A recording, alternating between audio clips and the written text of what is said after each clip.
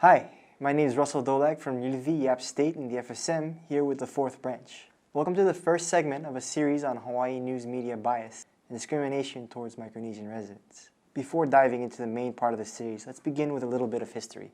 Let's start by breaking up this word, Micronesia.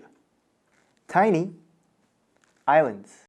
Also, a region in the western Pacific Ocean, north of Melanesia and northwest of Polynesia, including the islands of the Marianas, the Carolines, the Marshalls, Kiribati, and Nauru, also known to many, including myself, as home. Micronesia was discovered by Portuguese explorer Ferdinand Magellan in the early 1500s, specifically the island of Guam, where he named it Islas de los Ladrones, or Island of the Thieves, another label brought upon by foreigners. Let's take a note of this theme because it'll be recurring in our discussion. Labels stamped onto Micronesians by others. So we have Micronesia, an affectionate Greek label from a Frenchman. Island of Thieves. And now while we're at it, let's add to the counter the Marianas, the Carolines, Marshalls, Gilberts, Yap, long story there, and so many others.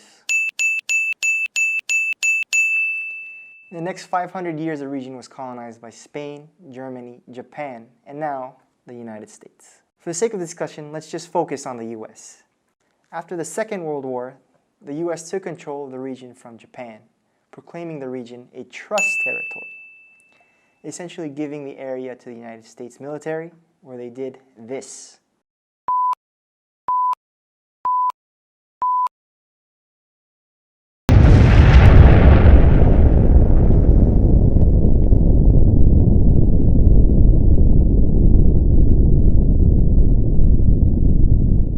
67 times.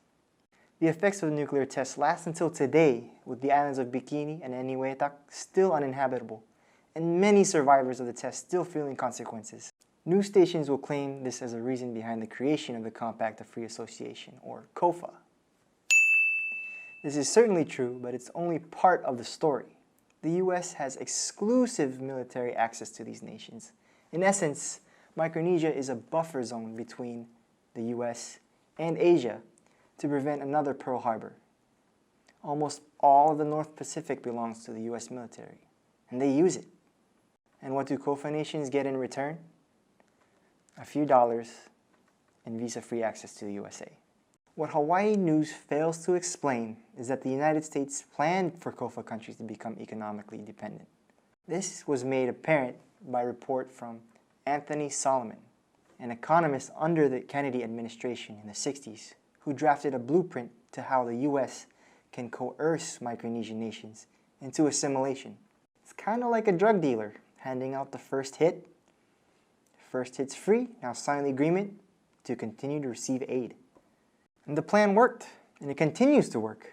The United States hands out just enough aid so that our economies can get by, with the amazing exception of Palau, though. That's a topic for another discussion.